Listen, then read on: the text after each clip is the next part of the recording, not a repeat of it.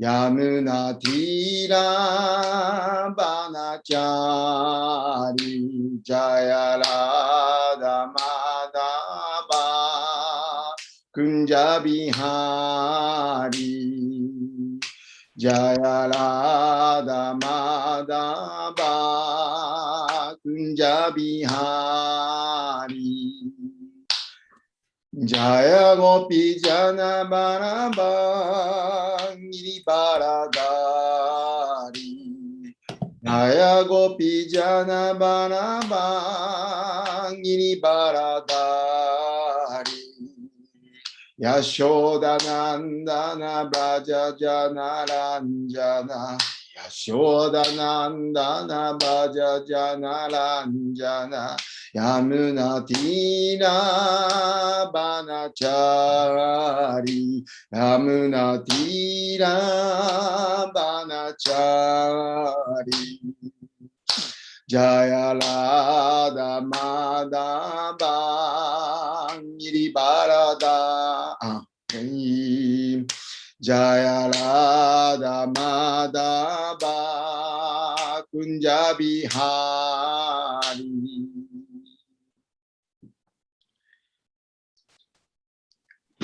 ありがとうございます。So, good morning to everyone who's just joining. 皆様おはようございます。We have some devotees from China also listening in. 中国のディボティの方も聞いてらっしゃるそうです。And Leela Rati Devi Dasi is translating. リララティ・デイビダスが、訳しているそうです。And so we are reading Canto 9, Chapter 16, verses 20, 21, 22, and 23. 今日は第9巻16章20節から23節までですね。So let's all chant text 20 together. 20節を一緒に唱えてみましょう。Om Namo Bhagavate Vasudevaya. Om Namo Bhagavate Vasudevaya. Om Namo Bhagavate Vasudevaya. Om Namo Bhagavate Vasudevaya. Om Namo Bhagavate Vasudevaya. Om Namo Bhagavate Vasudevaya. Itu Kayena Sadaya. Itu Kayena Sadaya. Shira Adaya Barhishi. Shira Adaya Barhishi. Sarvadeva Mayam Devam. Sarvadeva Mayam Devam. Atmanamaya Janmakai. Atmanamaya Janmakai.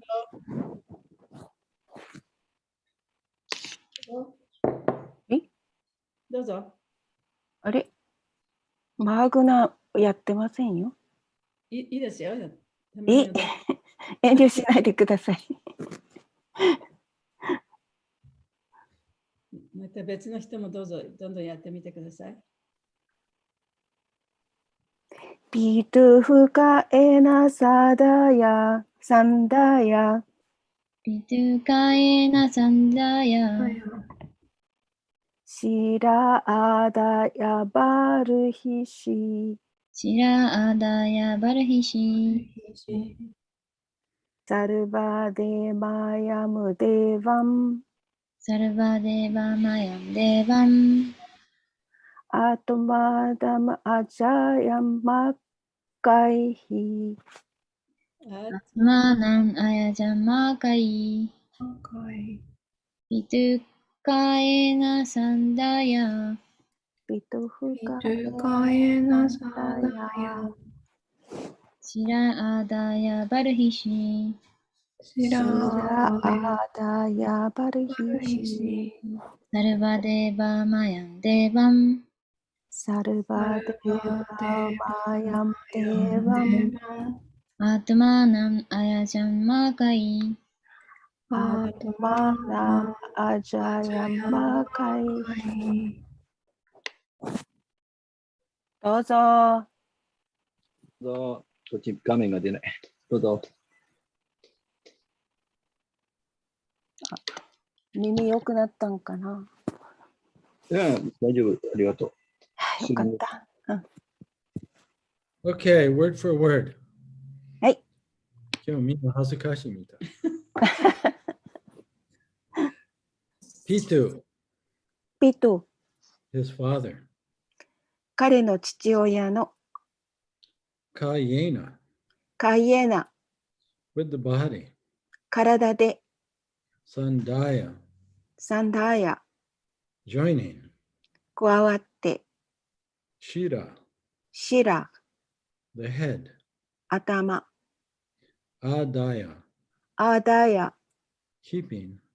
保って Barhishi, バルヒシ、 upon kusa grass. 草層の上で Sarva Deva Mayam, サルバーデーバーマヤン、 the all-pervading supreme personality of Godhead, the master of all the demigods. あらゆる神々の主人であり、あまねく変満する思考人格心、 Devam, デーヴァン、 Lord Vasudeva. シュ、ヴァースデーバ、 Atmanam, アートマーナム、 who is present everywhere as the supersoul. 思考の魂としてどこにも存在するもの、 Ayajat, アヤジャ、 he worshipped. 彼は崇拝した、 Makai, 魔界、 by offering sacrifices. 釘を捧げることによって、 Translation. Thereafter, Parsurama joined his father's head to the dead body and placed the whole body and head upon kusha grass. By offering sacrifices, he began to worship the Lord Vasudeva, who is the all-pervading supersoul of all the demigods and of every living entity. 翻訳です。その後、パラシュラーマは父親の頭を遺体に戻し、遺体と頭をクシャ層の上に置いた。そして釘を捧げながら、あらゆる神々や生命体にあまねく変満しておられる主ヴァスデーバーを崇拝し始めた。はい。Text 21 and 22. With a very short purport. After completing the sacrifice, Lord Parsuram gave the eastern direction to the Hota as a gift, the south to the Brahma, the west to the Advaryu, the north to the Udgata, and the four corners northeast, southeast, northwest, and southwest to the other priests. He gave the middle to Kashyapa, and the place known as Aryavarta to the Upadrashta.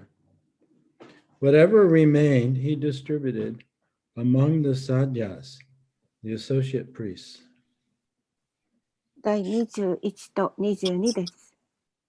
儀式が完了してから、主パラシュラーマは東の方角をホーターに寄贈品として与え、南はブラフマーに、西はアドバリューに、北はウドガーターに、そして北東、南東、北西、南西の4つの角を他の僧侶たちに与えた。また中間をカシャパに、アーリアバルタとして知られる場所をウパドラシュターに与えた。そして残ったものは何でも仲間の僧侶であるサダシアたちに配った。はい。Purport.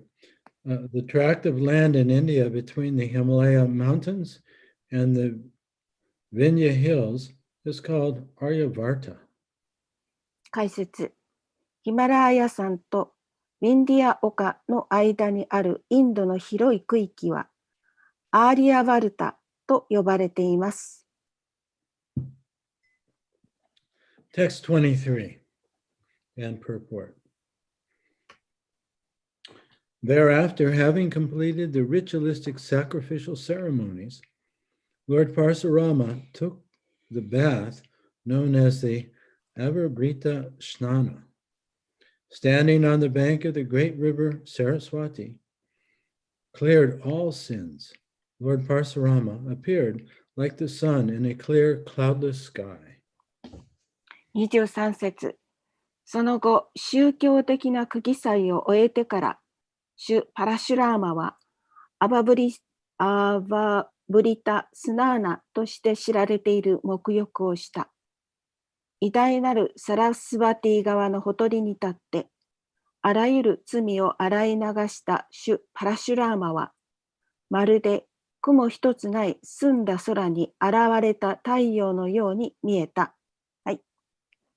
Purport.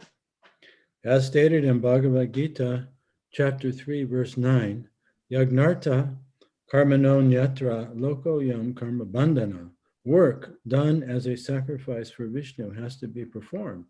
Otherwise, work binds one to this material world. 解説。バガバットギータ 3-9 では、ヤッギャルナータットカルマーのアニヤトラローコイアヤムカルマバンダナハ。仕事を主ヴィシュヌへの供物とせよ。でなければ、仕事は人を物質界に縛り付けると述べられています。Karma bandhana refers to the repeated acceptance of one material body after another.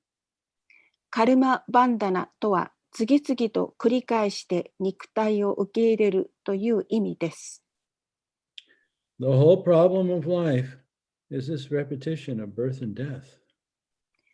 人生全体の問題は、この生と死を繰り返すことにあります。Therefore, one is advised to work to perform yajna meant for satisfying Lord Vishnu. ですから、ヤジュナは、主ヴィシュヌを満足させるために行うよう勧められているのです。Although Lord Parsurama was an incarnation of the Supreme Personality of Godhead, he had to account for sinful activities. 主パラシュラーマは思考人格心の化身ですが、罪深い活動に携わらなくてはなりませんでした。Anyone in this material world, however careful he may be, must commit some sinful activities, even though he does not want to. しかし、この物質世界にいる者は誰でも、どれほど気をつけていようとも、望んでもいないのに何らかの罪ある活動に関わってしまうものです。For example, one may trample many small ants and other insects while walking on the street and kill many living beings unknowingly. 例えば、道を歩いている際に知らずにアリなどの虫を踏みつけて、たくさんの生命体を殺しているかもしれません。Therefore, the Vedic principle of Pancha Yajna, 5 kinds of recommended sacrifice, is compulsory.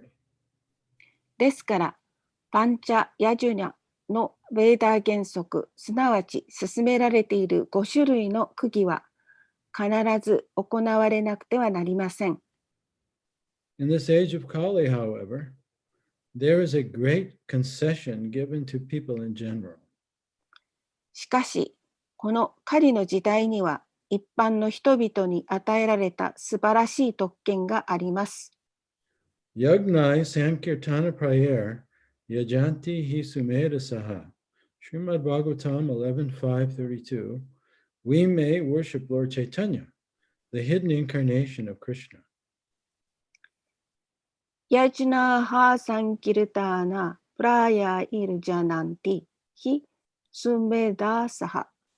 私たちはクリシュナの隠れたる化身である主チャイタニアを崇拝することができるのです。Krishna Varnam Tusa Krishnam. Although he is Krishna himself, he always chants Hare Krishna and preaches the Krishna consciousness movement. クリシュナバルナムトゥヴィシャクリシュナム。主チャイタニアはクリシュナご自身ですが、常にハレークリシュナを唱え、クリシュナ意識を説いておられました。One is recommended to worship this incarnation by chanting the Sankirtan Yagya. 唱えることによってこの化身を崇拝すること、すなわちサンキルタナヤッジュナが人には勧められています。This performance of Sankirtan Yagya is a special concession for human society to save people from being affected by known or unknown sinful activities. サンキルターナヤッギャの履行は人間社会にとっての特権であり、知りながらあるいは知らずして罪深い活動に影響されてしまうことから人々を救ってくれます。We are surrounded by unlimited sins, and therefore it is compulsory that one take to Krishna consciousness and chant the Hare Krishna Maha Mantra. 私たちは限りなく広がる罪に囲まれているのであり、だからこそクリシュナ意識を始めて、ハレークリシュナマハーマントラを唱えることは必須なのです。End of the purport. 解説終わります。Om Aganata Mirandasha Gananjana Salakaya Chaksarun Militam Yena Tasmain Shri Guruve Namaha Namaham Vishnu Padaya Krishna Prastaya Bhutale Srimakti Bhakti Vedanta Swamini Namane Namaste Saraswati Devi Gauravani Pacharane Nirvishesha Sunyavadi Paschatya Deshatarane Jai Shri Krishna Chaitanya Prabhu Nityananda Shri Advaita Gadadhar Shivasari Gaur Bhaktavinda Hare Krishna Krishna Krishna Hare Hare Hare Rama Rama Rama Hare Hare Vanchakalpatarubhyascha Kripa Sindhu Vevacha Patitanam Pavanebhyo Vaishnavebhyo Namo Namaha. So in this chapter, for those of you who haven't been attending the daily classes, this is a continuation of the story of Lord Parsurama, the incarnation of Lord Vishnu. 定期的にこのクラスを聞いていらっしゃらない方もいらっしゃるかと思いますけれども、このお話はパラシュラマについてのお話の続きですね。And so, in these verses that we read, Parsurama just reconnected his father's head to his body. His father was previously killed. で今日読んだところでは、そのパラシュラマが彼の、お父さんが殺されて、そう頭がこう、ね、頭と体と離れてしまったものをまたくっつけて蘇らせたところですね。And after that, he performed sacrifices to Vishnu to atone for all his sins. そしてその後で、ビシュニュ神に釘を捧げて、で彼が犯しているさまざまなその罪深い活動を許してもらおうとして、そういう釘を行ったわけです。Yeah, so previously, Parsuram, he became a little overwhelmed with anger at this one king named Kartaviryarjuna. でこの前の方ではね、パラシュラマはカルタビル・アジュナという王様に対して非常に激怒してしまいました。Right, this is how karma becomes entangling, because one thing leads to another. でカルマっていうのがその人をそうやって縛り付けるのは、一つのことをしたがためにまた次から次へとその反動がこう重なっていくためにカルマに縛られてしまうんですね。Yeah, so one little seed becomes a whole tree with many roots and many leaves. だから最初たった一つの小さな種であったとしても、それが大きくなってたくさんの枝葉が出てきて、そこにフルーツができる。そういうふうにだんだんと大きくなっていってしまいます。So Kartaviryarjuna, he came upon Parsuram's father's hermitage, Jamadagni. で、パラシュラマ・アジュナっていう人がそのジャマダグニ、パラシュラマのお父さんのいる場所に来たんですね。And he's a Brahmin, and he's very powerful sage. で、彼は非常にその力のある聖者であり、ブラマンだったんですけれども。And actually, Parsuram's also a Brahmin, but because of a previous curse, he has Kshatriya tendencies. で、パラシュラマもブラマンでしたけれども、その以前に呪いをかけられたために、カシャトリアの傾向を持つブラマンとして生まれたんですね、彼は。Yeah, so Kartavirya Arjuna, he was envious of Jamandagni because Jamandagni had this Kamandula cow that when you milk the cow, it could give you whatever you wanted. で、その、カラタベア・アジュナが、ジャマダグニのところに行ったときに、ジャマダグニは彼の持ってないこのカマンドル牛というね、その欲しいものをくれる牛を持ってたわけですね。それに対して非常に妬み深くて嫉妬してしまった。Yeah, so, and at that time, when the cow was stolen, Parsuram was out doing something. で、そうやってその牛を盗んだんですけれども、その盗んだ時にはパラシュラマはまた他のことをやってたわけですね。Yeah, but when he came home, he found out that this Kshatri had stolen his father's cow. しかし、そのうちに帰ってきた時に、このシャチョリアが自分のお父さんのね、牛を盗んだということが分かった。So he got very angry about そ that. こで激怒して、And then he went and he killed that Kshatriya. で、そのクシャチョリアをね、パラシュラマは殺したわけですね。And he also killed all his sons. そして彼 Not his sons, but his other warriors. 彼の兵士たちも全部殺してしまった。And then he came back home and brought the cow home. そしてうちにまた帰ってきて、また牛を戻したわけですね。Yeah, so his father, Jamandagni, he was happy to get the cow back. で、お父さんのジャンマダグニはやっぱり牛が帰ってきて喜んではいました。But he was a little disappointed in Parsurama because he thought that Parsurama didn't need to kill the king. でもお父さんはちょっとがっかりしてしまったんですね。っていうのはね、その王様をね、殺す必要なかったんじゃないかと彼は思ってたわけです。And he thought that the punishment didn't fit the crime. そこで彼がその王様に対してね、罰を与えて、その罰は彼が犯した罪に値しないんではないかと。And he said, after all, Brahmins should be forgiving. で、ブラマンっていうのはね、やっぱり許されるべき人たちなんだと。And he said, that's the greatest quality of a Brahmin is the tendency or the ability or the nature to forgive those who have harmed one. で、ブラマンっていう人たちはその人を許すことができる人たちなんだと。で、ブラマンのその一番素晴らしい質というのは、その誰かを痛めつけてもね、そういう人たちを許してあげることができるという質を持っているということなんだっていうふうにお父さん言ったんですね。And he also said that even Lord Brahma attained the position of Lord Brahma because Who attained? Brahma, Brahma is a normal living entity, right? But he attains the position of Brahma. And the reason he was able to attain that position of Brahma is because that living entity had this great capacity for forgiveness.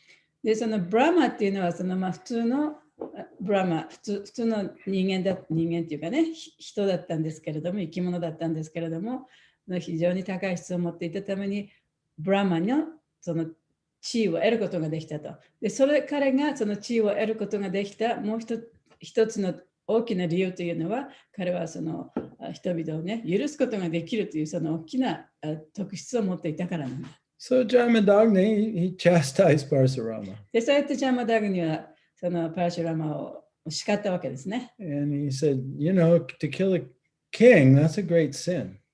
王様を殺すなんてことはね、とても大きな罪なことなんだ。And so you have to atone for that sin.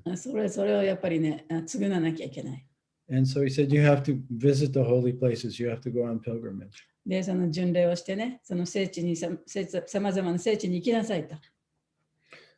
In that connection of forgiveness, Bhaktivinoda Thakur gives us a very important instruction. その許すということについてね、バクティベノタクラは非常に素晴らしい教えを私たちに与えてくださっています。So Bhaktivinoda Thakur said that bhakti is made up of compassion and humility and forgiveness. バクティというのはその同情心の心と、humility and 謙 forgiveness. 虚さと、そして人を許す心というものから成り立っている。And if you have compassion and humility, it will produce forgiveness.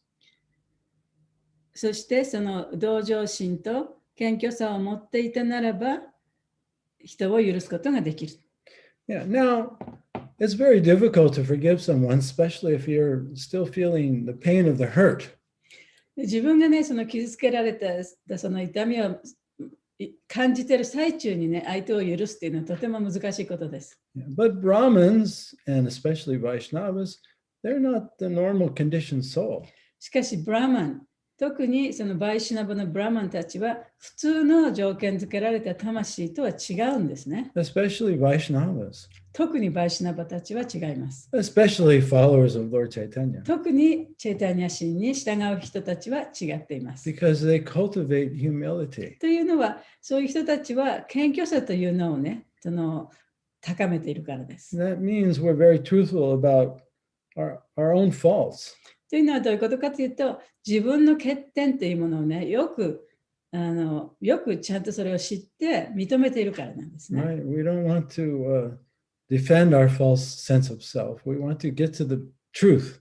その自分のその偽の自分の感覚というものをね、こう守ろうとはしない。もう本当の真実のところにそこからいろんな行動を起こしたいということですね。And the truth is that we're just little tiny infinitesimal parts of God. で、じゃあ真実というのは何かというのは、私はその神のほんの小さな微小な部分であるという、そういう真実です。Of course, that part is eternal and very precious. しかし、その小さな自分というのは、とても永遠であり、そして非常に価値のあるものなんだ。But it's no more special than any other part of God. でも、それは他のその神の一部分に比べたら劣っているとか、優れているとかというものではない。So when we can admit our faults and see our tininess, then we have humility. そしてだからそのように自分の欠陥を認めて、自分のその本当の立場というものを知ることによって、謙虚さというものが生まれてくる。But this tendency of a Vaishnava to introspect goes even deeper. しかし、バイシナバというのはそれよりさらに深くいくことができます。Especially when we can consider the conditions of Kali Yuga. 特にね、そのカリヨガの状況を見た場合に、Yeah, and every conditioned soul has 5 faults. すべての条件付けられた魂は5つの欠点があります。Yeah, we're ignorant. 私たちは無知である。We do things unconsciously without really considering what's going to happen. で、一体これをやったらどういうふうになるのかということも考えずにいろんなことをやってしまう。We're also selfish. で、自己中心である。And we're afraid of death. で、死を恐れている。And we're also longing to be loved and approved of, and we want to be special. で、自分はスペシャルに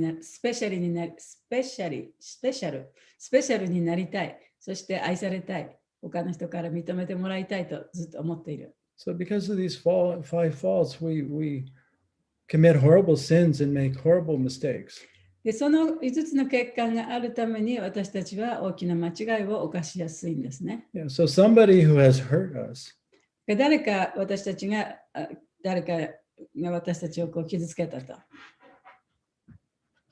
accused us or embarrassed us in public or set fire to our house. あるいはね、その公衆の面前で恥ずかしめを受けたとか、家を焼かれたとか、いろんなことをこう断求させられたとかね、断求したとか。We can understand that they were motivated by one or all of these 5 faults. で、私たちの動機というのは、その5つの欠陥があるがために、そこからいろんな反応をね、起こしてしまう。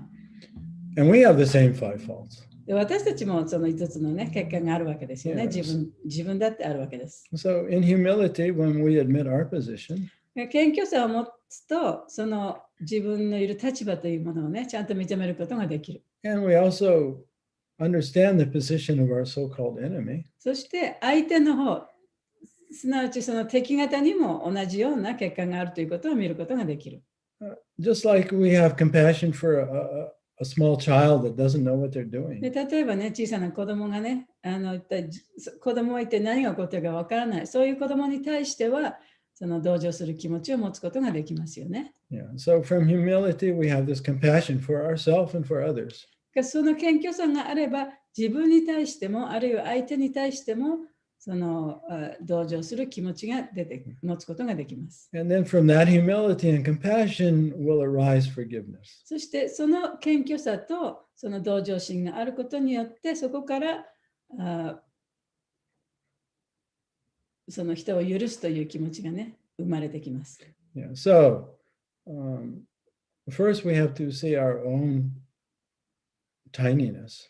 最初にね、その自分のそのがいかに小さいものかっていうことをまず知らなきゃいけない。And admit our own faults. そして自分の持っているさまざまな欠陥をまず認めなきゃいけない。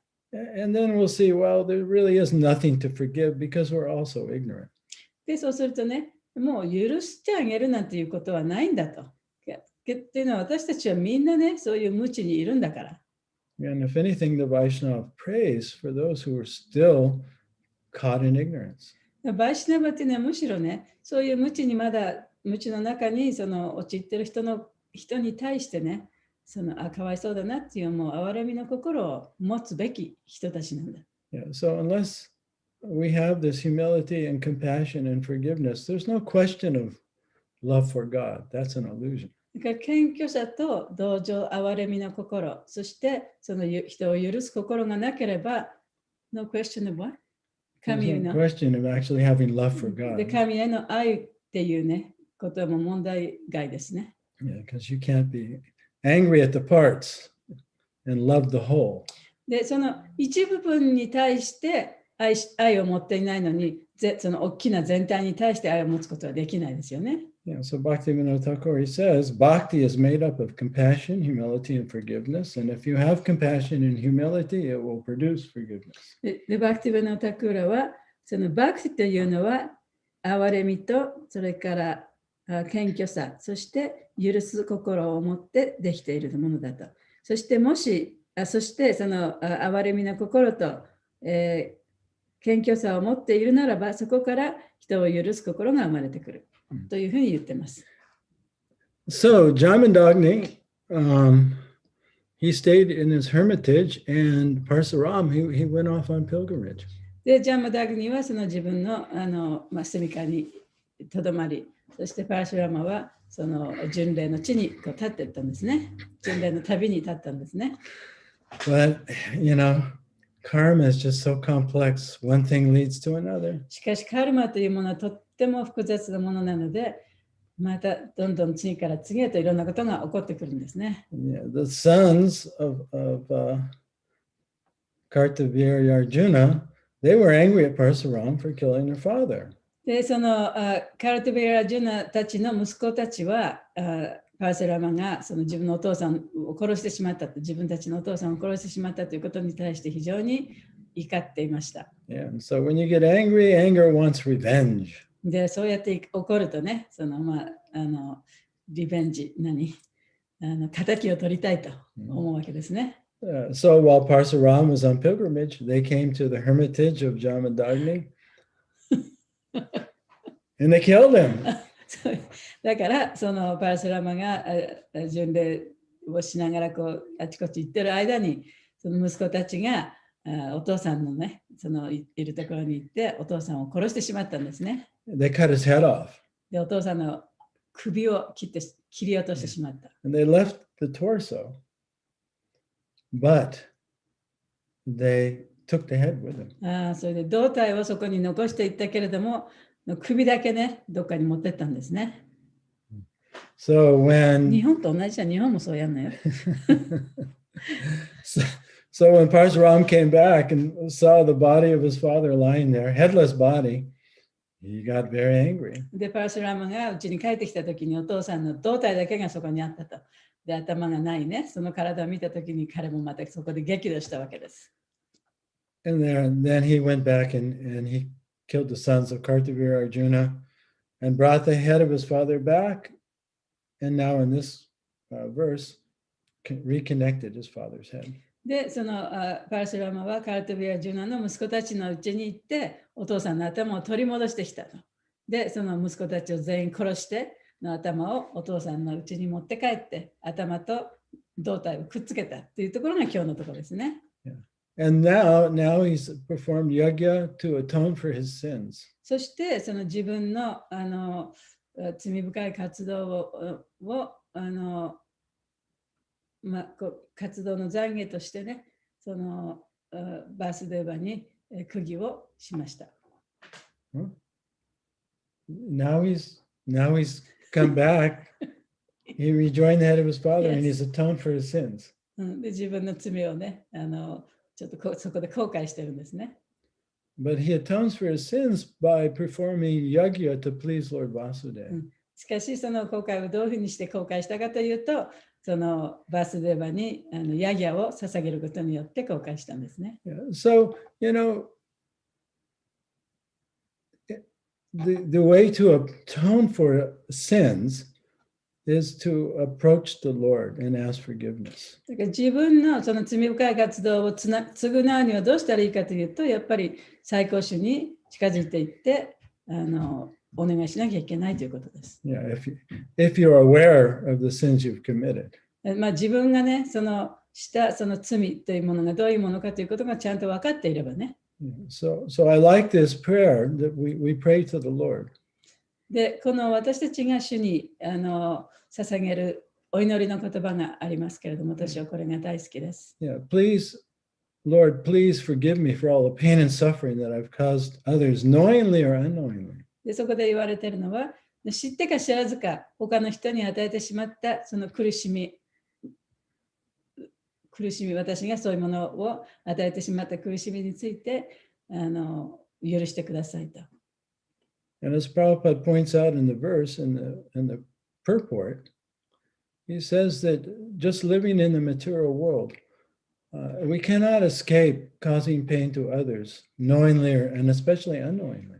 で、プラブパートはこの解説の中で、この物質世界に生きている限り、知ってか知らずか私たちがやってしまったその罪深い活動というもの、そういうものがあるんだと。And Krishna told this to Arjuna. で、クリシュナはアルジュナに言いました。He said that you have to act in order to maintain your body in this world. で、この世界でもってね、自分の命をつないでいくためには、さまざまな活動をしなきゃいけない。He said, therefore, if you want to be free from karma and free from sin, then you have to act in such a way that everything you're offering is to the Lord. だからsay it again. If you want to live in this world and be free from sin and be free from karma, この世に生きていながら、そのカルマから自由になり、その罪深い活動から自由になるためには、すべての活動を主のためにやらなきゃいけない。So let's look at that verse. その説を見てみましょうね。Chapter 3, verse 9. バガバドギータの3章の9節です。Yagnarta karmano nyatra lokoyam karma bandhana tadartam karma kuntaya mukta sangha samachara. How are we doing for time here? Work done as a sacrifice for Vishnu has to be performed. Otherwise, work causes bondage in this material world. Therefore, O son of Kunti, perform your prescribed duties for his satisfaction, and in that way, you will always remain free from bondage. バガバドギータ3章の9節です。仕事をビシュニュへの供物としなければ、仕事は人を物質界に縛り付ける。故にクンティの子よ、ビシュニュの満足のために義務を果たせ。そうすれば常に束縛されない。So the Vedic sacrifices, they had this pancha yajna they would perform. で、ベーダの儀式の中ではね、パンチャヤギャという儀式があります。As a way to please Lord Vishnu and atone for one's sins. それはビシュニュを喜ばせて、そして自分の罪深い活動を償う儀式です。Of course, it's not enough to just atone for one's sins. 自分の罪の活動を償うだけでは十分ではないんですね。As Pariksit Maharaj points out in the 6th canto, でパリキシット・マハラジが第6巻の中でこういうふうに言ってます。even if we atone for our sins, たとえ自分の罪を償ったとしても、if we still have this seed of selfish desire within our heart, 自分の心の中に自分中心のそういう願望の種というものを持っていたとしたら、we're bound to continue to commit sins また同じような罪をね、犯し続けてしまうだろう。 or to act selfishly. あるいはその自分中心に活動をしてしまうだろう。And so the real atonement for sin is to please the Lord and also become purified within one's heart of the desire or the need for sin. で、本当の償いというのは、やっぱりその本当に主を喜ばせて、主に仕えることと、そして自分の心の中にあるその自分中心のその願望の種というものをね、なくすことであると、それを浄化することである。Right? So the example is given, say someone steals something 例えばね、誰かが何かを盗んだと。because they felt the need to steal. それはもうどうしても自分が欲しい。それが盗まなければいけない。盗まなければいけないほど欲しかったものだったね。And they got caught. で、そしたら捕まってしまった。And they had to go to prison and they had to pay for their sin. そして牢屋に入れられて、罪をね、滅ぼさなきゃいけなかったわけですね。If they still have that desire to steal within their heart, しかし、心の中でまだあれが欲しい、あれを盗みたいという気持ちがあったとしたならば、then as soon as they get out of prison, they steal again. 牢屋から出てきたらまた盗むことになってしまいますね。And then they get caught で、また捕まって、and they get punished. で、そこでまた罰を受け、And that's the wheel of karma, それがカルマの輪っかなんですね。 right? Because it's our identification with this mind and body. それはこのマインドと体が自分だという思い込みから来ています。Yeah, which comes with ignorance, で、それは無知から来ることですね。 unconsciousness, 無意識から来ることです。 selfishness, で、自己中心的な考えから来ることです。 fearfulness, 恐れから来ることです。 and the need to be special. そしてスペシャルになりたいという気持ちから来ることです。 Yeah. That drives us to act in an ignorant way. で、そういうものがあるからこそ私たちはその無知のような感覚でもっていろんなことをやってしまうんです、In a ね。selfish way. 非常に自己中心的な行為をしてしまう。Yeah, so this body that you and I have right now, で、例えば今私たちが持っているこの肉体ですね。 it's a result of our past, previous sinful activities. これは前世からのその罪深い活動の結果として私たちはこの肉体を持っているわけで Yeah. す。 And every day when we wake up, 毎朝ね、朝起きるときに、 yeah, the mind is receiving so many impressions. マインドはさまざまなその印象を頭の中にインプットされます。 Which are actually resulting from the past previous impressions. で、それは過去のそのさまざまなその、印象から来ているものなんですね。 Everything we read, everything we hear, で、読むものすべて、あるいは聞くことすべて、 everything we think. 考えることすべて、 And most of our thoughts, 90% of them, that the thoughts we have today are the same thoughts we had yesterday. で、ほぼ今日自分が考えていたことの 90% は昨日考えていたことと同じことです。 Yeah. And a lot of the traumas we suffered that we still remember, その私たちが苦しんできたトラウマ、今も苦しんでいるかもしれませんけれども、そういうものは、 we remember those each day, それを毎日毎日少しちょっと思い出しますね。 and they get reinforced, で、その思い出すことによってそれがますますこう強いものになって、 and they come up again the next day. そして次の日にまたそれがもっと強くなって出てくる。 And everything that's occurring in this body で、この体の中で起こっていることもすべてそうです。 is also reoccurring again ま the た next day. 次の日に同じようなことが起こる。 Now, when that karma runs out, で、そのカルマがなくなると、 then the body dies. 体が死ぬということになりますね。And the mind carries us to the next body. そしてマインドが次の体の中に移っていくと。So it's a vicious cycle. それはもう本当に悪循環ですね。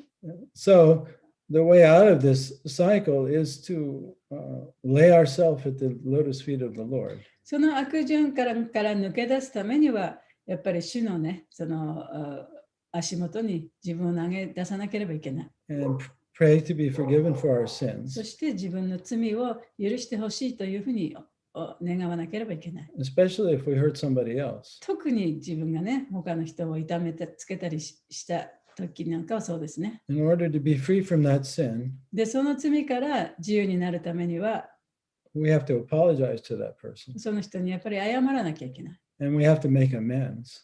で、償いをしなきゃいけない。Just like Jagai and Madai did to Lord Nityananda. ジャガイ・マダイもニチャナンダ氏にしましたよね。Yeah, they begged for forgiveness. で、もちろんニチャナンダ氏にその許しを願った。They were forgiven. で、許されたんですけれども、 And then they made amends for the rest of their life. でも、これから一生こういうことをしますということを言ったんですね。They made a bathing ghat for all the bathers in the Ganges, and they would で pay their obeisances to all the Vaishnavas. で、彼らがしたのは、そのガンジス川のほとりに沐浴の場所を作って、そこに沐浴に来た人たち一人一人にもう頭を下げて、その尊敬の礼を示したと。Yeah. And then the third part is not to make that mistake again, not to sin で、その again. 3つ目は、絶対にまた同じ間違いをしないということです。And then the Lord can forgive us of our sins. そうすると、初めて主は私たちの罪を許してください And ま that す。 karma is finished. そしてカルマがそこで終わるわけですね。And then we also have to forgive those who have sinned against us. で、また私たちがしなきゃいけないのは、私たちに対してその罪深いことをした人を許すことですね。Yeah, so in this way, externally and internally, we become cleansed. そうすると、外面的にも、それから内面的にも浄化されて、清められていくわけです。Yeah. And so this process of atonement in the Kali Yuga has been made very easy. カリユガにおけるその償いというのは非常に簡単にね、できるようになっています。Yeah, we don't need any special paraphernalia. 特別な品物も必要ありません。 We don't need a priest. お坊さんも必要ない。 We don't need a temple. お寺も必要ない。 All we need is the holy name. で、本当に必要なものは聖なる皆だけです。And to chant the holy name in humility. そして謙虚さを持ってその聖なる皆を唱えるということです。 And to ask to be forgiven our sins. そして自分の罪を許してもらう。 And to not commit them again. そしてまた同じような間違いを絶対しないと。 And to forgive others. そして他の人も許してあげる。 And in this way, we're in this bubble of protection of the holy name. そうすることによって私たちはこの聖なる皆というね、このシャボン玉のような中にね、入ることができるんですね。But we truly do have to chant with humility and compassion and forgiveness. でも本当に私たちはこの謙虚さと憐れみの心と、そして人を許す心というものを持って神様の名前を唱えなきゃいけない。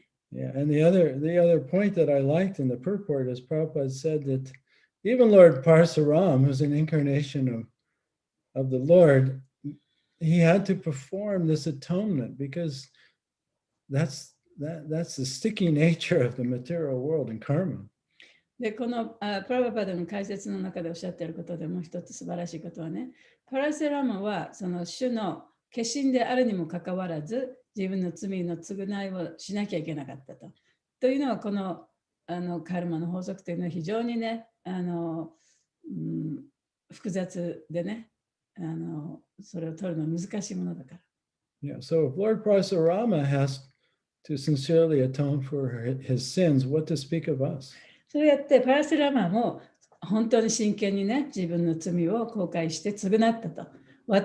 彼でさえもそうしたのに私たちは言うまでもありませんよね。Yeah, so this chanting of the holy name, it's just not an external activity, it's an internal activity as well. 聖なる皆を唱えるということは、その見かけ同士のその活動だけではないんですね。それは自分の内面からやらなきゃいけないことなんですね。So if we're chanting, and at the same time not admitting the harm we've caused others or not forgiving those who have hurt us, then that quality of chanting, that can go on for many births.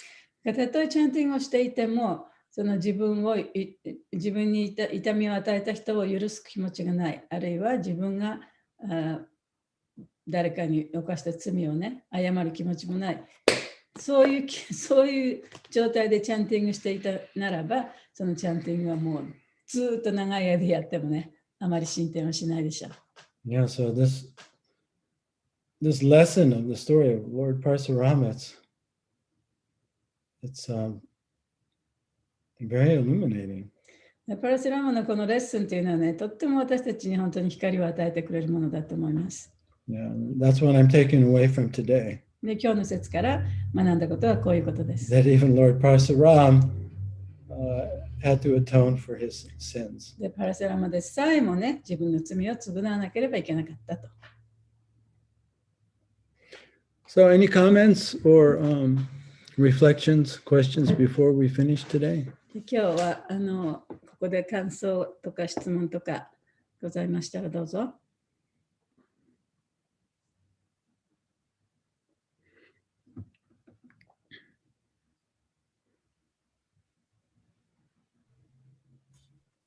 Hare Krishna Prabhuji. This is Sudama Das Prabhuji. Please I accept. recognize your voice, Sudama. Hare Krishna. Hare Krishna. Hare Krishna Prabhuji. Prabhuji, today's class is like it's internal awakening. Prabhu, I have a question. Like as a sadhaka, I practice, but sometimes because of my nature or the modes, I try to stumble down and kind of have a tendency to repeat the same modes again and again.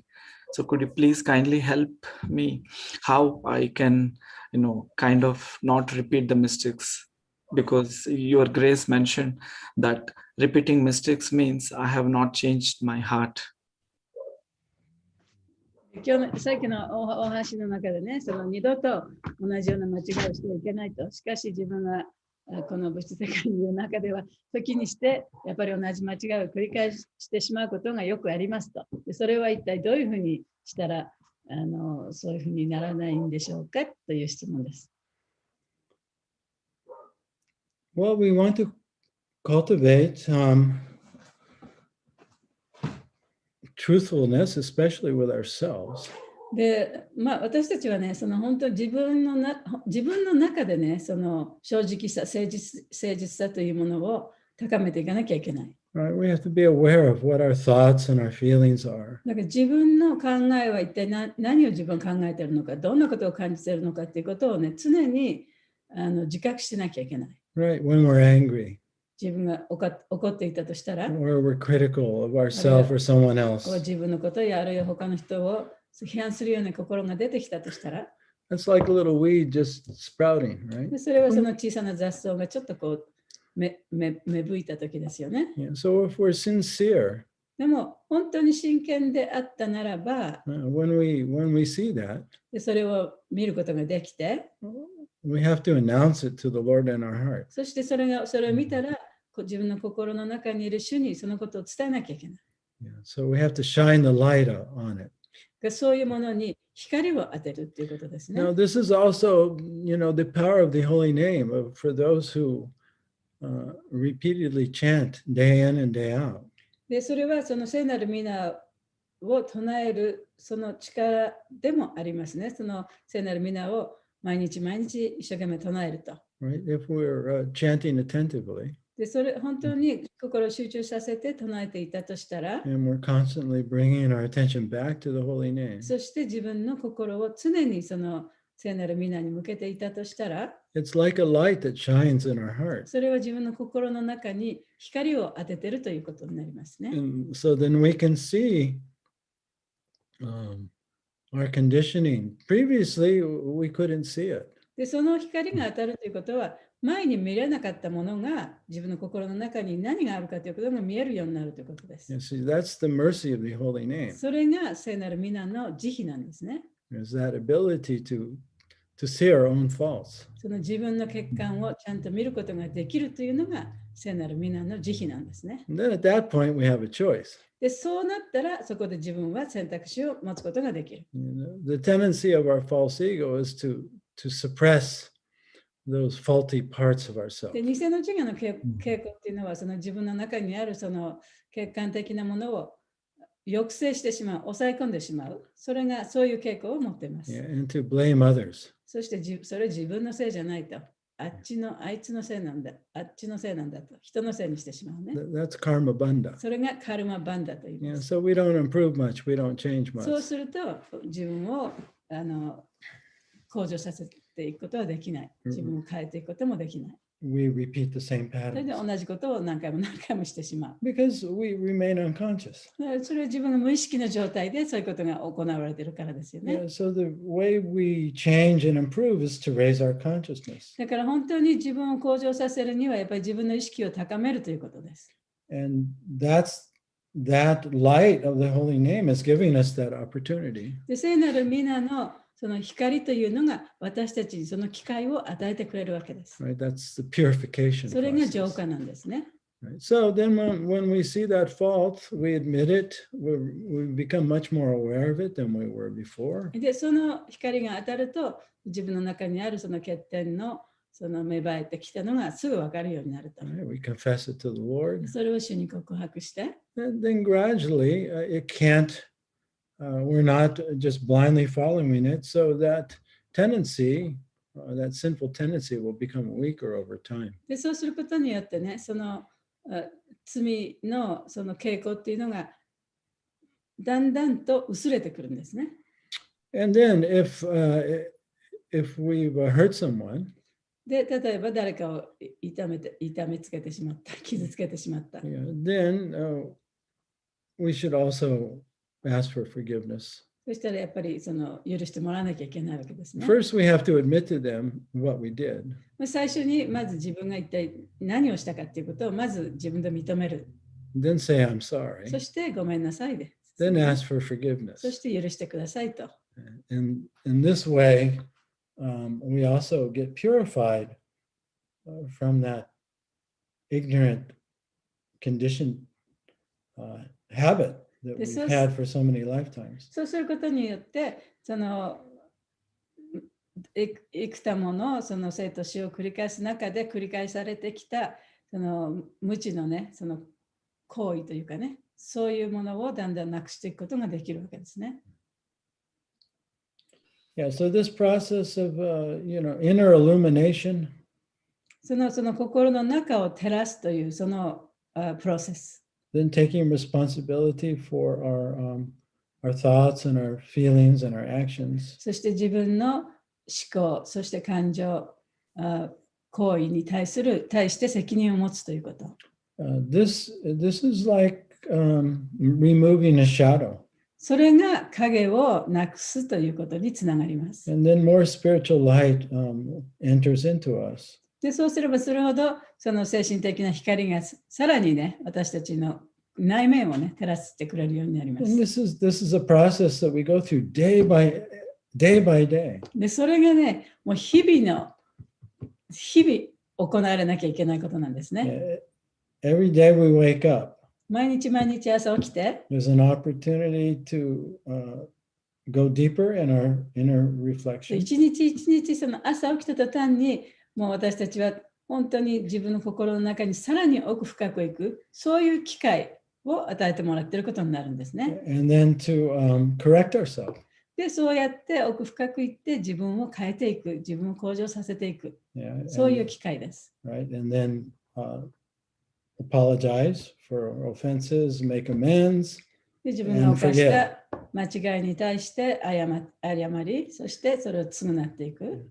And this is all the mercy of the holy name. で、これこそがすべてその聖なる皆の慈悲なんですね。 Because without the holy name, we couldn't see these things about ourselves. で、聖なる皆がなければね、その自分の中にあるそういった欠点を見ることができなかったかもしれない。 But because we have free will, しかし私たちには自由意志があるので、 no one can do this inner work for us. 誰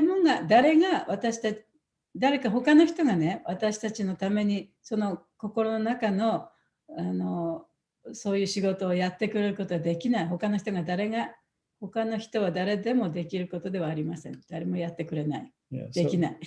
So, we can just continue with the same habits ignorantly, or then we can make a change. だから自分がやらなければ同じ過ちを何回も繰り返してしまいますね。そして決して自分を向上することもないし、変わっていくこともない。Yeah, so, this is a work of a lifetime, maybe more. だからこれはもう本当に一生かかってもできないことかもしれないね。一生かかってやることでもしかしたら次のせいでもやらなきゃいけないかもしれないことですね。Right? Because we've developed these sinful habits, and we've developed these limited beliefs about ourselves over lifetimes. で、その何回もの生と死を繰り返して、この罪深い行動の習慣をね、こう培ってきたわけですよね。で、自分に対するその制限された考え方とかね、そういったものをずっと培ってきたわけですからね、簡単にはなくならないですよね。So it's good, to have this attitude when you wake up. だから朝起きたときにそういう態度、そういうふうに考えてみなきゃいけない。Be very curious.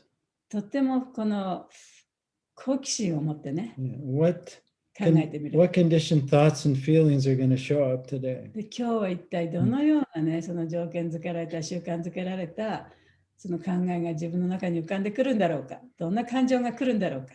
What sinful behaviors am I going to be able to notice and correct? で、どんなね、その罪深い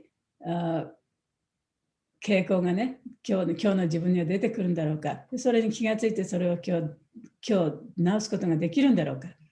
そういう好奇心を持ってね、朝起きたときに。And then the whole day long, you're having a conversation with the Lord in the heart. そして一日中ね、その主と心の中にいる自分の主とのその会話をこう続けていけばいいわけですね。And you're identifying your anger, your hurt, your selfishness. You're calling it out, you're confessing it to the Lord. ね、自分の心の中に浮かんできたその自己中心的な考えとか怒りとか、その自分が傷ついた気持ちとか、そういったものがこうね、時を追って出てくるわけですけれども、それに気がついて、でそれを主に言ってみる。Because he's there watching it, just like we are. で、主というのは、私たち自身が気がついているのと同時に、主もちゃんとそれがあるということを知ってるわけですよね。He's there thinking, okay, what are you going to do today? で、だから主はそこにいてね、じゃあお前は今日は一体どうするんだ、こういうものに対してというね、そういうふうにして見てくれてるわけです。How are you going to deal with this thought? どうやって今日の考え、この考えを一体どういうふうにやっていくんだよ、今日はね。How are you going to deal with this feeling? で、このフィーリングに対してお前は今日どうしたらいいんだろう。How are you going to deal with that person? あの人とは一体どういうふうにやっていったらいいんだろう。Are you going to keep up the same nonsense, or are you going to put an end to it? あの人と同じようなナンセンスのことをずっと続けてるのか、で今日でここで終わりにするのか。And so the Lord doesn't interfere with our free will. 主は私たちのその自由意志の邪魔をしないんですね。But if we sincerely confess and ask for help, then he's there to help. でも私たちが本当に真剣に主に助けを求めたならば、主は常にそこにいて私たちに助けの手を述べてくれるはずです。差し伸べてくれるはずです。But we have to initiate it. We have to ask. でも私たちからそれを始めなきゃいけない。私たちが主にお願いしなきゃいけない。Is that okay, Sudama? I know that was a long. No, Prabhuji, those are the golden moments. I really understand, Prabhuji. And I got that the purpose of chanting is to, bring light into my heart and then had to make a right choice and practice it day by day. Prabhu, thank you very much. And this is wonderful, wonderful class. Thank you, Prabhu. You're going to translate? で彼は、はい、今の答えでとてもありがとうございました。でそうやってそのチャンティングというのはその心を照らす光のようなものだと。でだから毎日チャンティングして毎日毎日そういう機会をね、持って浄化する機会を持っているということだっていうことがよくわかりました。どうもありがとうございます。But I just want to say, just to make sure there's no misunderstanding, this isn't the purpose of chanting. で、一つだけ皆さんに誤って理解してほしくないことがあるんですね。で、それはそれがチャンティングの目的ではないということです。Yeah, the purpose of chanting is cultivate our relationship with the Lord. で、チャンティングの目的というのは、主と私たちとの関係を高めていくということですね。To be with Him.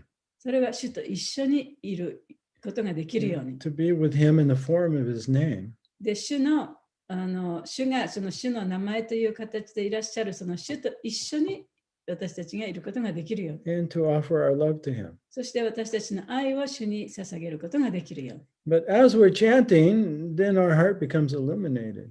でも、チャンティングをしている最中は、そのチャンティングをしていると、心の中の光が照らされる。中に光で照らされる。And the Lord shows us our attachments. そして主が私たちが心の中に持っているその執着をね、照らし出してくれる。In the areas where we need to improve ourselves. そして自分がその改善していかなければいけない箇所をこう見せてくれるんですね。So that we can be pleasing to the Lord. そうすることによって主を喜ばせることができるようになる。And come closer to Him. そして主により近づくことができるようになる。So if we're attentively chanting, we'll be able to see the areas that we need to correct. 本当にその注意深くチャンティングをしていると、一体どこの辺をね、自分を改善していかなきゃいけないのかということが見えるようになってくるわけですね。Because they'll come up as we're chanting. というのは、チャンティングをしている最中にそういうものが出てくるから、それを見ることができるようになってるから。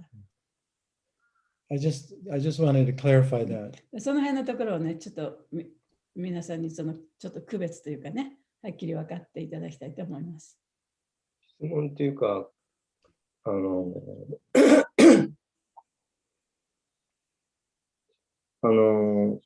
ていうことは、ある意味、自分とクリシュナとの関係というのは、その人間関係に反映されてるっていうことですかね、そのまま。So the relationship between Krishna and you, a kind of like a relationship between you and other people. Does it reflect? Yeah, because we're all connected. そうですね。結局みんなそういう意味ではつながるわけですから、その関係は反映されていますよね。じゃあ今自分が持っている人間関係の質というのがイコールクリシュナとの関係の質。So quality to have your relationship with other people equals the quality of relationship between you and Krishna now? Yeah, because Krishna is within everyone, and everyone's part of Krishna. っていうのは、クリシュナはもうすべての人の心の中にいるね。で、すべての人の中にもクリシュナがいらっしゃるわけでしょ。そういうことですね。はい、ありがとうございます。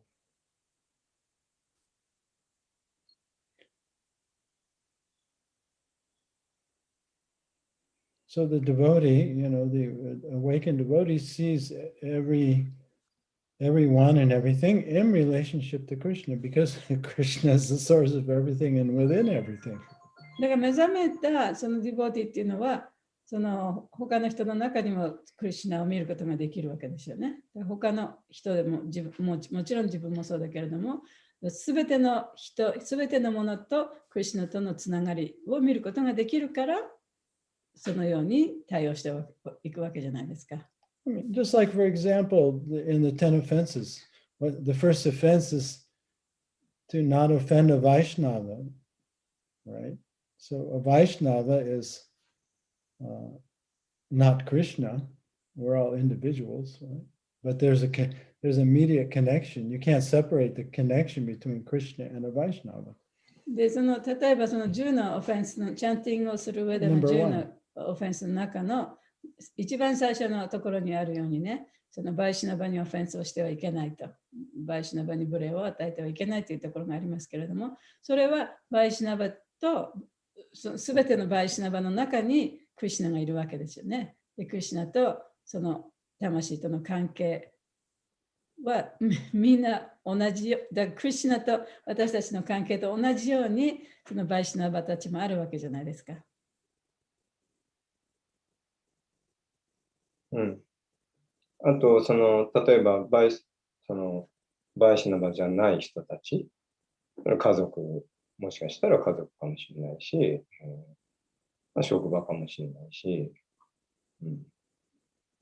で僕らは結構、人間関係に疲れたり、人間関係で傷ついたり、うまくいかなかったっていうことがきっかけでクリシュナのところに来て、で、クリシュナとの関係を築けば、そういうところから解放されると、そういうふうに、そういうきっかけで、クリシュナ意識を始めたりしますよね。でも結局そこにまた戻んなきゃいけないっていう。There's a problem with the relationship between families or the co-workers or friends, and and they come to Krishna consciousness because of the trouble of the relationship. But then you try to develop the relationship between you and Krishna in Krishna consciousness movement. But within Krishna conscious movement, you still have to work,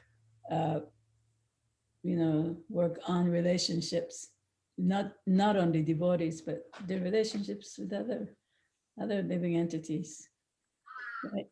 Yeah, well, here, this school, this human school we're in is really, it's to perfect our love, our ability to love. その人間社会、私たちが置かれているこの物質界の学校っていうかね、その中で一番学ばなければいけないことっていうのは、その愛することなんですよね。But I like the Ten Commandments because it puts it very clear and very simply. キリスト教の10回というのがありますよね。10回の中で言われているということは非常にそういうことに関して明確なことが書かれているから。So love God with all your heart. で、例えば神様をね、もう本当に自分の心すべてを持って愛しなさい。And love your neighbor as yourself. そして隣人をもね、あたかも自分のように隣人を愛しなさい。That's what we're aiming for. でそこのところを私たちは目的としてるんじゃないですかね。And in the spiritual world, that's the consciousness of everyone. で精神界ではすべての人がそういう意識を持って暮らしている。And our purpose is to manifest that consciousness on the material level. で私たちの目的はこの物質界でもってその同じようなことをこうやるのが目的なんですよね。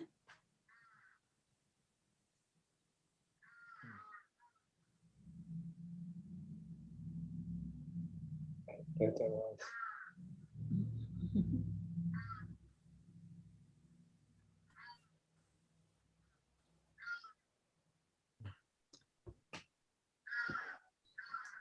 So, は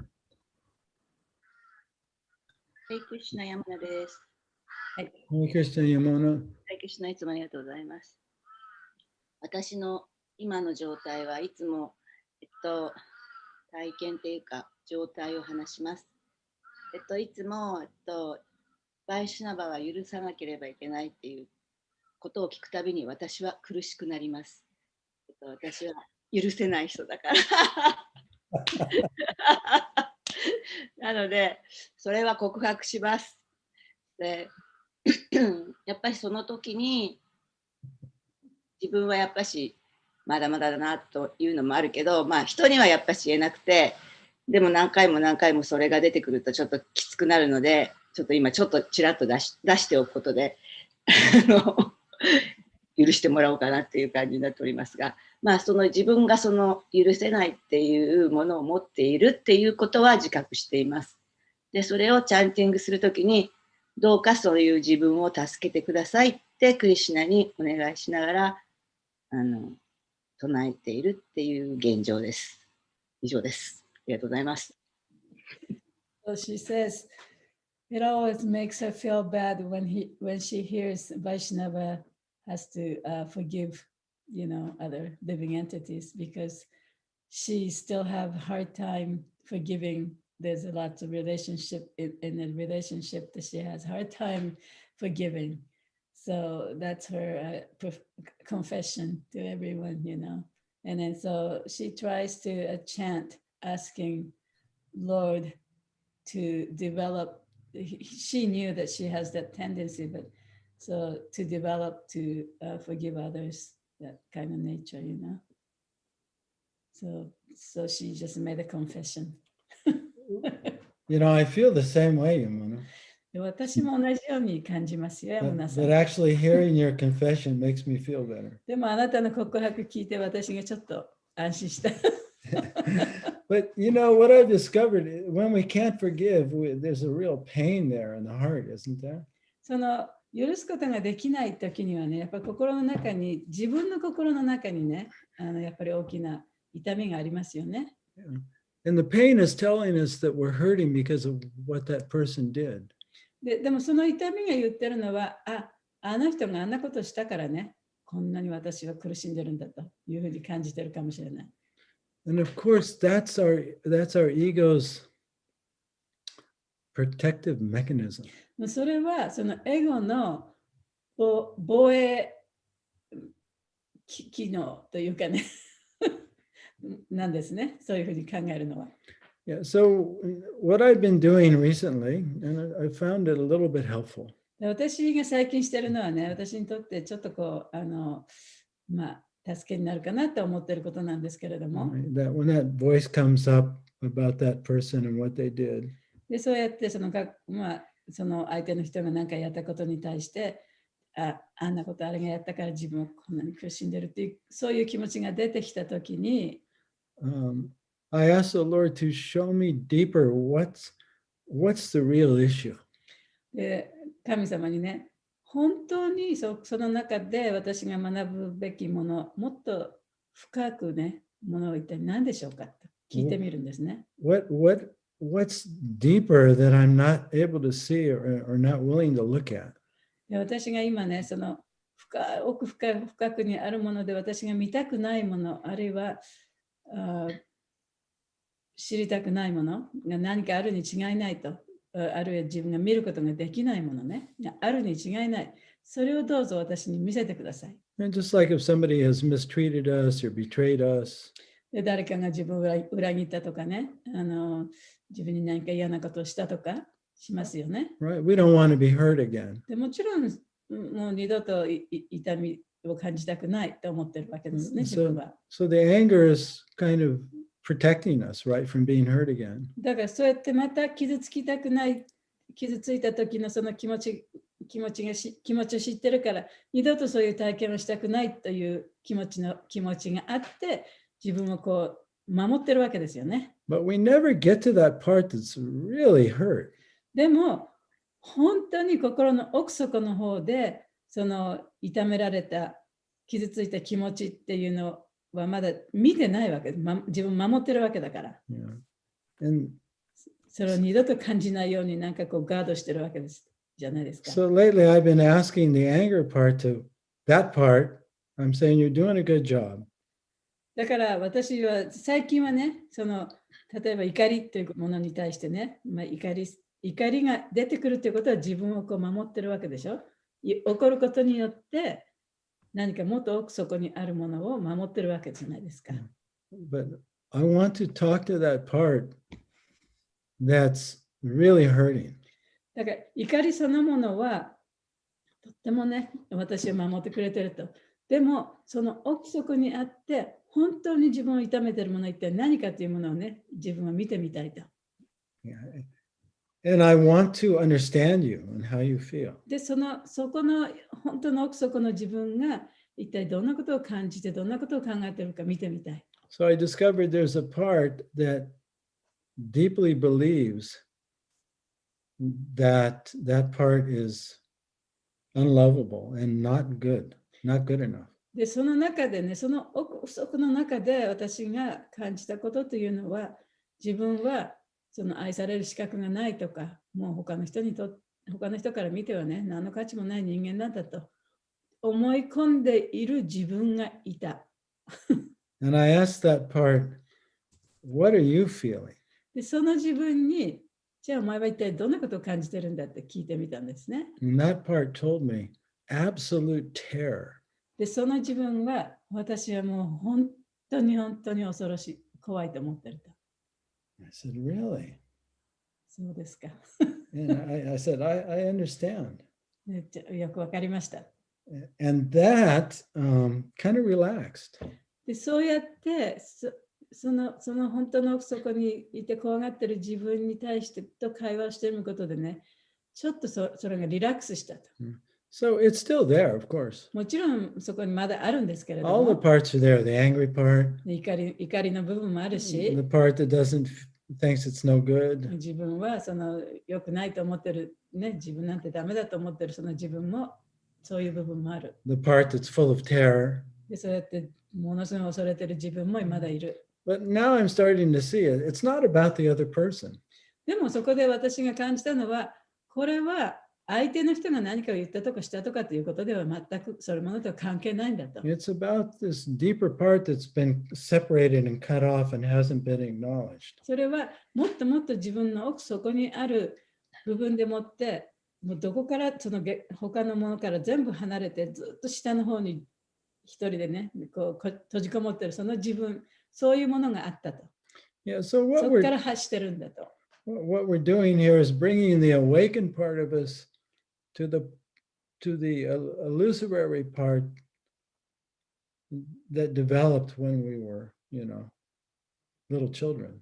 だから私たちがやってることは、その子供の頃からそうやって抑え込まれてきたその偽の自分というものに光を当てて、本当の自分がそれをちゃんと見てあげる、そういうプロセスをやってるんじゃないか。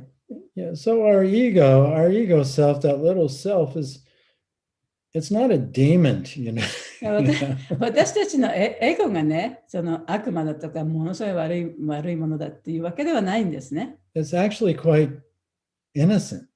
偽の自我っていうのは本当はどっちかというと無垢なものなんだ。 Even the angry part, 怒りの部分もそうだ。 even the part that cannot forgive. で、許すことができないって思っている自分もそうなんだ。 They're not bad. それが悪いということではないんですね。 They're just childlike and ignorant. それはまだほんの子供のようなものであってね、ただ無知なんだと。 Yeah, so this process of awakening that we're going through as we're chanting, it's a process of really developing compassion for all of one's little ignorant parts. このチャンティングをして目覚めていく過程っていうのは、この自分の一番無垢な無知の自分をね、に対してそれを目覚めさせてることなんだ。 Yeah, so we're changing our relationship with ourselves. だから本当の自分との関係をね、目覚めさせるというわけだから、その偽の自我の自分との関係が今まであったわけじゃないですか。でそれを変えて、本物の自分との関係に変えていくプロセスなんだ。Right? Now we have the awakened spirit soul. 私たちにはその目覚めたその魂というのが今ありますよね。Awakened in our relationship with the Lord. そして主との関係の中で目覚めた自分がいる。And we're bringing that light and that compassion でその光とその同情心を to that injured, ignorant little その self that we were born with. 傷ついたこの小さな偽の自分だと思っている自分にその光を当ててあげる。So I'll tell you, Yamuna, there's a lot. I still don't fully forgive a lot of things. 山村さんね、私正直に言いますけどね、やっぱり許すことができないことは私にもたくさんあります。And I think the most important thing we can do is just to be able to admit that. でも一番大切なことはね、それをちゃんと認めてやることができるということだと思います。And we're not trying to match some special ideal. その理想の的なものがあって、それと自分をマッチさせようとしてすることではない。Right? We have to be where we are. 今の自分ね、本当のここにある自分というもの、それでいいんだと。And that's humility. でそれこそが謙虚さなんだ。And that's attractive to the Lord. でそれが主を魅了するものだ。And that's really the essence of bhakti. でそれこそがバクティのエッセンスなんだ。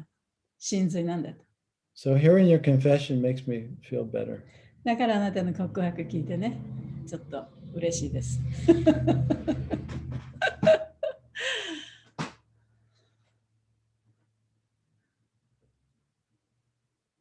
ありがとうございます。許せない自分を認めて、それを手がかりに、それをツールにして、自分をもっと深く知っていきたいって思ってます。それがサッチャ先生のクラスで学んだことです。ありがとうございます。So I'll use myself who can't forgive things. I'll use that as a tool and then go deeper through your class. Yeah. And ask the Lord in the heart to show you.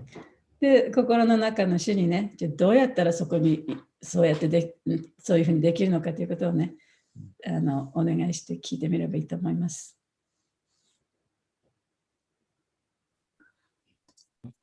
Prabhuji, Harimohana Mataji seems to have a question. Is it okay, Prabhuji? Because it's Harimohana Mataji have a question for you, Prabhuji. Is it okay to continue, Prabhu? Yeah, it's okay with me. If it's okay with you all. Yes, Prabhuji. Yes, we are all fine. Harimohan Mataji, kindly share your question, Mataji. Hare Krishna, Dharmat Pranam Guru Maharaj. Actually, I had a question from last week regarding the pride. So, yeah, you were saying that we should not have pride. So I was thinking that when we are in pride, it happens that we think ourselves to be always right and we don't listen to anyone. So I was thinking that what is the way that we don't get pride at all? Okay. She said she's a question from last week. Yeah. She said that last week I said we should not have pride. Yeah. So what should we do when we have pride? で、ハリモハンが今言った質問はね、先週そのプライドということについてお話ししましたよね。そのプライドを持たない方がいいというクラスでしたけれども、でも自分がプライドがあるときに一体どうしたらいいんですかという質問です。Yeah. And I think I was quoting Bhaktivinoda Thakur. で、多分私はそのバクティベノタクーラの言葉を引用したと思いますけれども。Because he said the root source of inattention, or the root cause of the 10 offenses is pride. で、その10の禁止、チャンティングするときの禁止事項の一番の根本の原因、その禁止事項の原因というのはプライドであると。And he said that we should get rid of pride just like passing stool. だからそのプライドはその代弁をするようにね、すぐ捨てなきゃいけない。I need to clarify something that と you 言いました said. けれども、それをもう少しね、はっきりと説明します。It's not that we shouldn't have pride. それはね、プライドを持ってはいけないということではないんですね。Because we do have pride. というのは私たちにやっぱプライドがあるわけですから。Just like we have anger. それは怒りというのも自分にはありますよね。持っちゃいけないと言ってもありますよね。And we have sadness. 悲しみもそうです。And we have enviousness. 妬みもそうです。Yeah. So what we should do is be attentive to when these thoughts and feelings arise, these prideful feelings だ arise. からどうすればいいかというと、そういうね、例えばその自慢するような気持ちがこう出てきたときに、それをね、やっぱりそれをよく見てあげなきゃいけない。You know the saying, when the cat's away, the mice will play. 猫がいないとネズミが遊ぶっていうような言い回しが英語ではあるんですけどね。So when we're lost in our mind daydreaming, で、その自分のマインドの中に自分を見失って、こういろんなことをこう考えてると。and at the same time, maybe we're chanting even, で、そういう状態でチャンティングしたとしても、then these prideful thoughts may arise. そうしたらそういうプライドを持った感情が出てくるかもしれない。Because the cat's away. というのは猫がいないから。We're not present.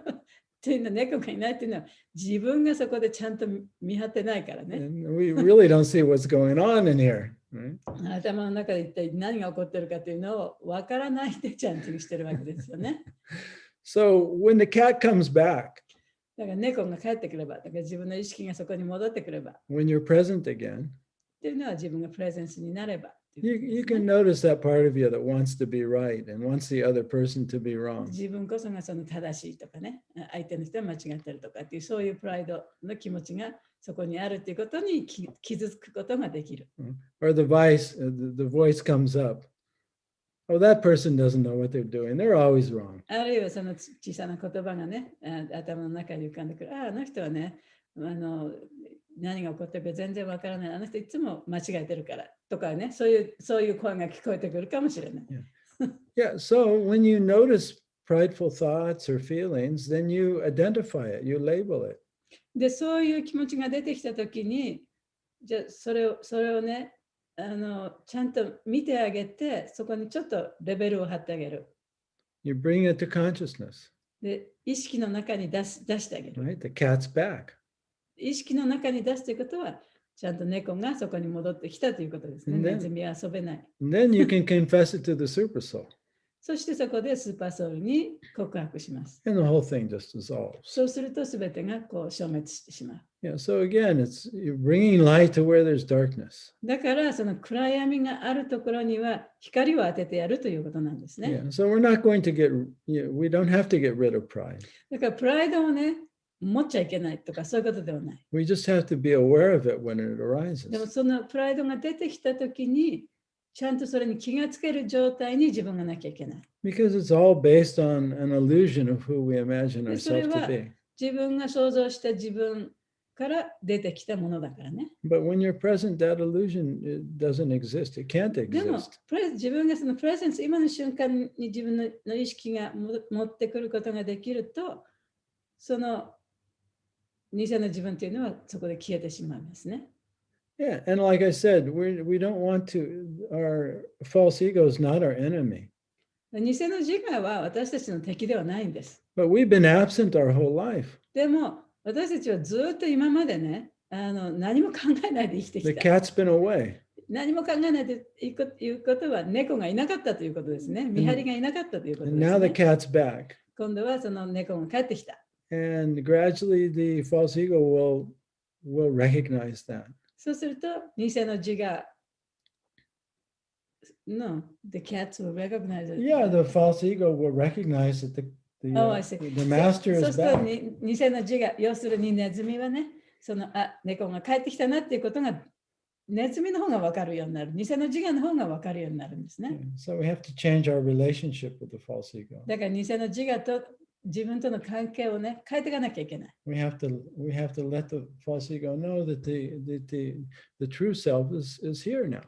で、偽の自我に本当の自分がここに今度はいるんだよっていうことをちゃんと知らせてあげなきゃいけないね。And we still need the false ego to exist in this world. もちろんこの世の中で生きていくためにはね、偽の自我も必要です。But we want our false ego to be partners in our service to the Lord. でも偽の自我は私たちが主に仕えるためのパートナーにならなきゃいけない。Yeah. And that whenever you show up, it has to go into the background. そして本当の自分が出てきたときには偽の自我はバックグラウンドにこう押しやられるっていうかね、行かなきゃいけない。And when it really sees that you're here and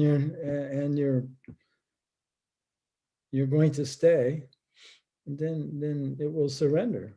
で、偽の自我というのは本当の自分がちゃんと前面に押し出されてきたときに、今度は私がここで全面的にやってきますよって言ったら、偽の自我はそれ本当の私に身を委ねること、服従することになるんですよね。Yeah, so you just be present enough to recognize it and to label label pride when it arises, and that's it. だからその自分をプレゼンスに持ってきて、そういう例えばプライドの感情が出てきたときにそれを見てあげて、ちゃんとこれはプライドが出てきたなっていうふうにね、ラベルをつけてあげる。それぐらいのプレゼンスに自分を置かなきゃいけない。Confess it to Krishna. でそれに気がついたらそれをクリシュナに言います。And then laugh. そしてもう笑ってしまえばいい。Yeah, you will begin to laugh. でだんだんそうやってね、そういうことに対して笑うことができるようになると思います。Because it really is quite hilarious. 本当にまあ面白いことですからね。Right? We're pretending to be something we're not. っていうのは本当の自分でない何かにね、そういうふりをしていることじゃないですか。Yeah, it's a kind of joke. だからなんとなくもう冗談っぽいですよね。なんか初めてこう教えてもらったような、その偽の自我との、新しい関係を築くっていうのは、すごく、なんか、そうかって思ったんですけど、そこで、アルジュナはそうしたんだって思ったんですよね。アルジュナは最終的に、最初はアルジュナ、猫がいない状態で、ね、ネズミが暴れてた状態で、でもクリシュナの教えを聞いた後に、自分がクシャトリアっていう偽のエゴをちゃんと魂が、アルジュナっていう魂がクリシュナのために使ったっていう。ありがとうございます。It was very interesting to see. It's kind of new concept of the relationship between your true self and false ego. So that was the same way in between Krishna and Arjuna. Arjuna had false ego as a kshatriya, and but because Krishna's teaching, he became real, Arjuna. But he used his kshatriya false ego for the service of Krishna. Yeah, nice point. Yeah, so we don't, as long as we're in this material world, we keep our false ego, but we identify as a servant of Krishna. でだからこの物質世界にいる限りはね、その偽の自我を持っているのは当然なんですけれども、それをクリシュナへの奉仕に使っていかなきゃいけない。I need to do cooking, so Okay. finish. Maguna says she has to go now. すみません、ありがとうございます。失礼しました。Thank you all. Great to be with you again. ありがとうございました。ありがとうございました。Next week. はい、よろしくお願いします。Where's Papa? I didn't do anything. It's not me. It's you. I'm right. You're wrong. No, it's you. You did it. Zai-chan. Sayonara. Jen. Hare Krishna. Hare Krishna.